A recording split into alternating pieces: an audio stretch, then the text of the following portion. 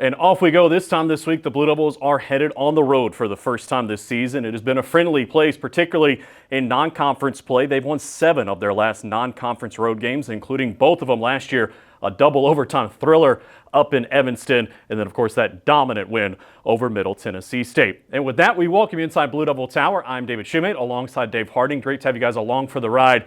Dave, I know it's probably been a little bit for you, but we've been traveling with the team. But back when you were playing, I feel like there's a lot of excitement for the first home game, obviously, but that first road game is kind of intriguing as well. What's it like from a player's perspective? Well, it's your first opportunity to kind of condense the travel party. You get everybody together and you call it a business trip. It's about going to work and making sure that you're focused from start to finish on the task at hand. And I think it's a good chance to kind of remove yourself from the hustle and bustle of everyday life. I mean, think about a business trip for so many of us adults. When you get to go on the road, you totally 100% focused on sealing that deal or making sure the meeting goes well. And that's what your mind is as a player.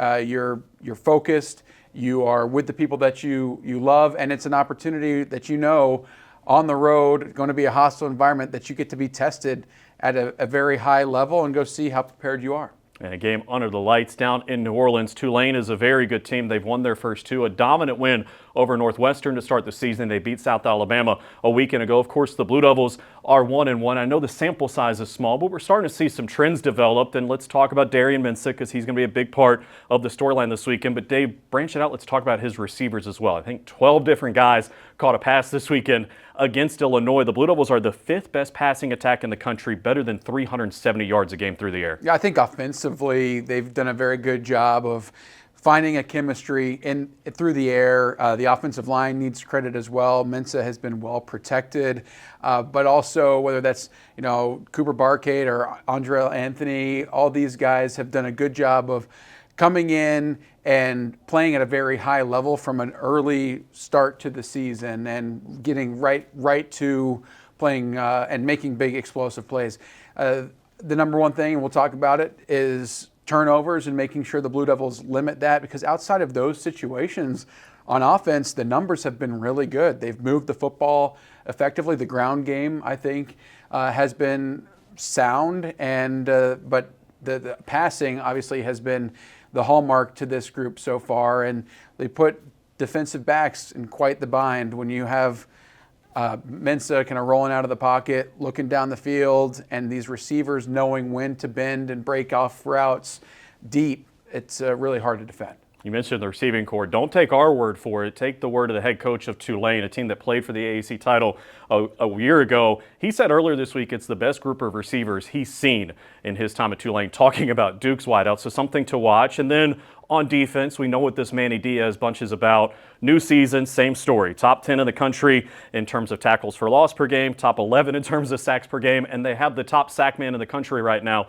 in VJ Anthony, coming off a monster game against the Illini with 3 sacks. Yeah, and he's got an opportunity this week, quite frankly, to add to those numbers. I think he's a very physically dominant presence on the outside of the Duke defense, rushing off the edge. They've got good size for Tulane, but the speed that VJ brings to the game is a really, really lethal combination for offensive tackles. We saw last week against a really veteran group in Illinois, VJ right off the start, if there's not chip help from a running back or a receiver or tight end on the outside, it's a tall task to expect an offensive lineman to block him for very long. One thing that Tulane does well is get the ball out quickly. I think that'll be kind of a consistent theme throughout the game, but VJ Anthony, very disruptive, goes along with what the flavor of this defense is. Disruption up front, sound tackling along the linebacking core and that defensive front. And in the backfield, when quarterbacks do get the ball out, it's typically sound coverage. If we're going to nitpick on things like we talked about with the turnovers on offense, defensively, it's third down efficiency. We'll get into some of this as we go, but they've done a good job of getting to situations where they can really pin their ears back and tee off on a quarterback in some way, somehow. And part of it's just been the really good competition that they saw, in particular against Illinois. Teams have found a way to convert in some of those scenarios, which is a little unusual. But overall, there's a lot to like about this team, both on offense in the passing game and on defense in the way they tee off on opponents. Something Jonathan Packey, the defensive coordinator, talked about, and the head coach Manny Diaz, that they've gotten there where they want teams to be third and long and giving up some of those. That's certainly been a point of emphasis going into this week. Well, they say the biggest improvement in college football is week 1 to week 2. This is our second one of these. I've been working with the clicker all week long, kind of a disaster a week ago. Let's see if I've learned anything week to week. I think we determined that I'm the issue. Let's go. I got to limit my lunch. It only took 2 this time instead of like 17. I only ate 1 lunch this time, so it didn't have as much to get through. But you see the stats for these two, and obviously the sample size is small, both having played just 2 games today. But we've been studying this all week. You kind of get a snapshot of where the two teams are at. Let's start from the Duke perspective. What stands out most to you? Well, I think they're highly efficient in terms of picking up yards. They're moving the football effectively. Third downs, right, kind of in the middle of the pack there. I think they could be a little bit more balanced when you think about leaning on the run game to help complement that pass game, but still averaging over 100 yards in your first 2 games, pretty good. I think if we're going to move down defensively for the Blue Devils. Oh, hold on. Before you do, I want to circle something. Dramatic improvement from a year ago. That's a fact. Third down conversion, 47%. And it was something we talked about with Manny Diaz after the game against Elon. It continued against Illinois. They haven't been in third down a whole lot. 9 of 19, I think it is, on third down, just shy of 50%. Heck, this year, I mean, we've talked about the turnovers, but Cade Reynoldson's only punted twice in as many games. So the conversions, to me, have been a big difference year over year. But sorry to mean to keep flowing with defense. This number impacts this number because you're on the field a little bit more. And even you talk about staying out of third down, some of those effective second down opportunities convert a first down is reflected in the yards per game, 493. And I think it's fair to say many of the explosive plays have come in the passing game. We talked about those receivers, numerous guys getting into the mix, but that's where you're seeing all those numbers kind of complement one another and helps paint the bigger picture of what's going on with the Duke offense. All right, so defensively, what pops to you? Yeah, I think, well, not to be negative, but we talked about the 43.4% and the third down issues being consistent there. I think that number would be better off to be a little bit lower. But look at sacks. We've mentioned VJ Anthony. He's got the lion's share of those. And the overall, I think what Duke is trying to do is limit opponents' opportunities of extended drives. They're looking to go out there, be very impactful on first and second down, choke the opportunity in terms of what the offense looks like when they're on schedule. So get an offense behind schedule and get them into these third and longs that are difficult to convert on. They've been able to do that, but it hasn't been as consistent as they would like. Let's frame it up for Tulane here for just a second. If John Summerall, that name sounds familiar, it should. He was actually the head coach at Troy before he left to take the Tulane job. That was the same year the Blue Devils played them down. Troy, I'm talking about, and won in the Birmingham Bowl. He's brought both of his coordinators with him to New Orleans, and most recently, he's barely been there, maybe not even 2 months yet.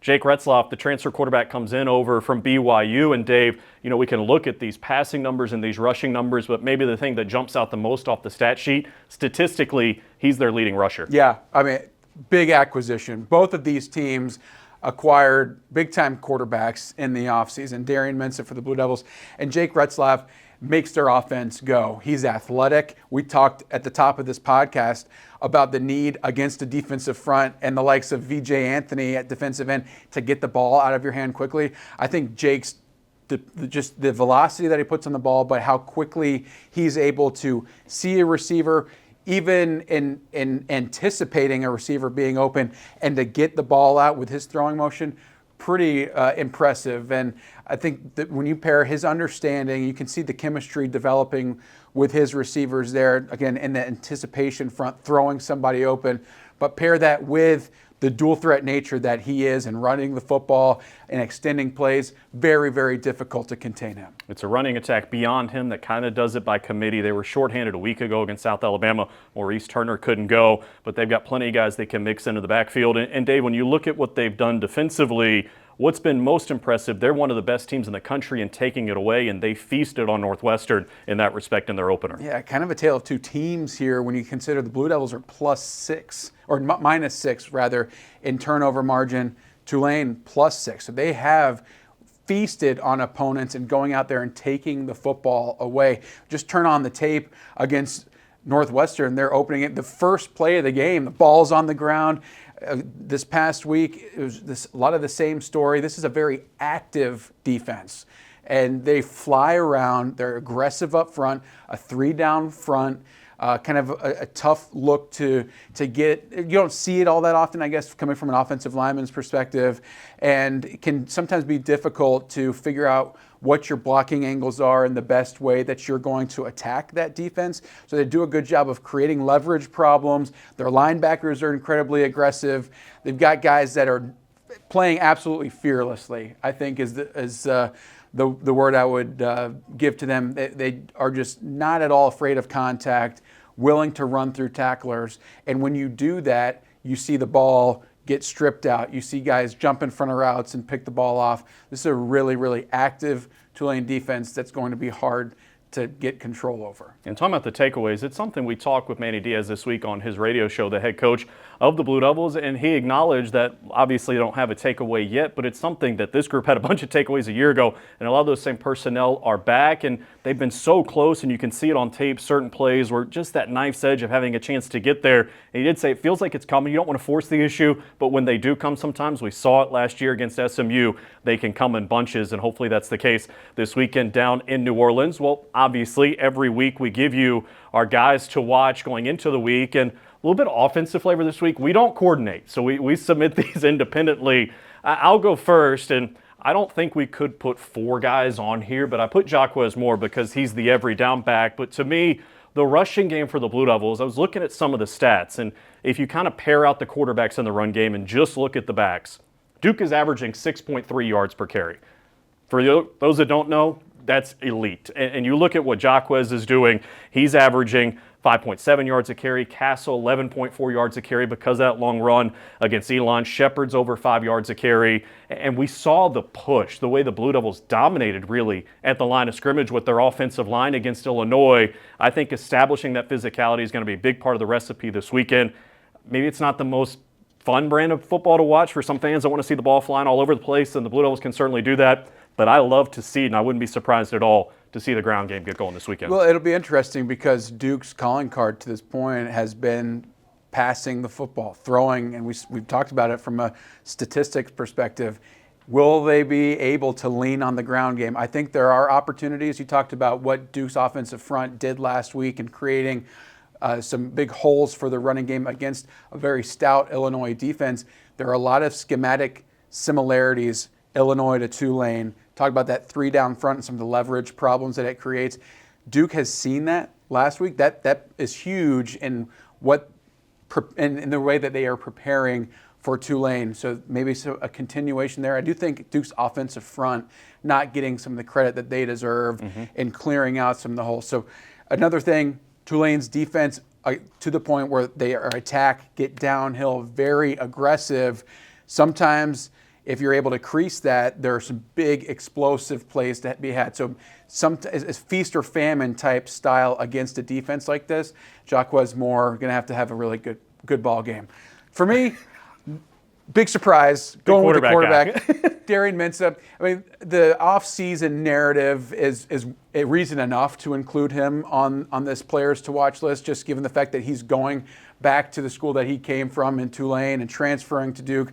There's obviously a lot of news attention to that, and there's no question in my mind that he has made Duke a better football team from a leadership perspective, but especially from what he brings on the field. But what is Darian Mensah going to be like when he shows back up in New Orleans? There's a lot of emotions there. I've played former players before, or former teammates. There's a little added edge there on both sides. And who is able to control their emotions and be focused, again, talking about that business trip type mindset, on the job that you need to execute. Whoever is able to do that better, I think, is going to get the upper hand in this ball game. We've talked to David about what Mensa does when he's at his best and putting a defense in a bind. They don't know if he's going to run it. They don't know if he's going to pass it or when he's going to pass it, because he can extend those plays, get out on the perimeter, does such a good job of keeping his eyes up, looking down the field to dump it off to any number of receivers, distributing the ball evenly. But the big question for me, and this goes the same on Duke's defense as we will close out the discussion, but to start offensively, since we're talking about Mensa, it's ball security and making sure that you learn from some of the mistakes. I think even if you asked him, he would agree he held on the ball a little bit too long against Illinois, having it hang out when he's trying to improvise, when he's doing what he does best. So it's about finding that balance of knowing you're elite at being an athlete and getting out and putting a defense in a tough spot by your improvisation, but also in having the clock in your head and realizing maybe there's some backside pursuit, or understanding this downfield throw, really not what I'm trying to do. My feet aren't set. I can't deliver this with the velocity I need to get it there. I'm going to throw it away. He's still a young quarterback. There's a lot of maturation. I mean, there's such high expectations for him. But I think as we see him improve, and this is a great week for him to do that and go out there and make a statement, all eyes on him and weight of the world, but I think he's got the athleticism and the mindset to be able to handle it. And it's something Manny Diaz has talked about all week, that yes, there were mistakes against Illinois, but all of them are fixable within Duke's control to fix. And as you said, Mensa certainly is ready to turn the page and get after it. And yes, the storyline of him returning to where he was, look, the fans down there are going to be fired up. They're fired up because he's a really good player. And it's obviously borne itself out here in these first two games, but they've all been asked about it. I've talked with Darian about it, and he very simply said, ball is ball. There will be some emotions going back there, but it's a football game at the end of the day. Manny Diaz kind of echoed that sentiment, talking about understanding this. I thought it was interesting. John Summerall and Manny Diaz both talked about the state of college football. This is becoming more frequent as guys transfer around, and it's a little bit new to that sport, very common over in the NFL. So it is something the fans certainly want to talk about, but at the end of the day, it's a football game. You got to be ready to go play. And the thing I'm most excited about to that end is it is about football, and both of these teams play football the right way, and that you're going to see so much effort. Obviously, the technique is never perfect, but you see teams that have been coached really well. At the end of the day, like the emotion is good. Like to have some of these storylines, that's fun, and it makes what you're doing have just a little bit more importance. And I think you're going to see a great atmosphere on the road, but more importantly, two teams that are trying to handle college football in the crazy environment that it is in the best way possible. And perhaps most importantly for a football fan, you're going to see aggressive style of defense on both sides, really, really explosive offenses, and high energy, high effort. There's not going to be a single play where somebody takes the play off. Well, as we start to wrap this up, one thing I want to get a topic on you. We go off topic every week, and this time I'm going to keep a little more serious, though, because I think fans are curious out there. It is a night game. It's an 8 o'clock kick down in New Orleans. It'll be a 7 o'clock kick locally. You played. I haven't. So that day, the buildup and everything, because look, there's only 12 of these in the fall. We talk about this. You work all year for these opportunities.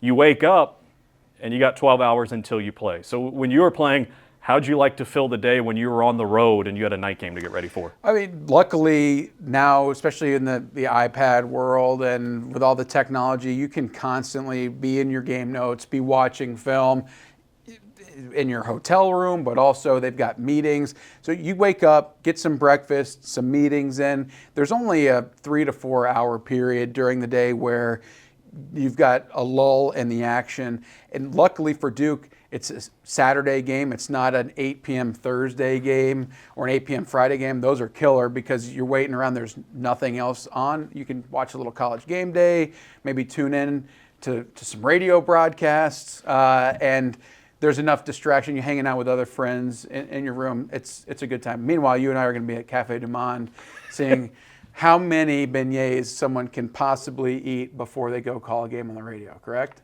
Oh, also, you left out one thing that I know, whether it's football or any sport on campus, college athletes, they are professional nappers. And I feel like there might be a nap involved. Tell me if I'm wrong. During the course perhaps. Of the day. Yes. Right. Turn on the game, not off a little bit. Up early, try to get your system going, maybe a few omelets as an offensive lineman, go to meetings, and then go take a little mid-morning nap before lunch, and maybe another one right after lunch. Yeah, naps are important. We're looking forward to it on Saturday night. Under the lights down in New Orleans, Duke and Tulane. The Blue Devils lead the series all time 3-2, looking to make it 4 in a row over the Wave this weekend.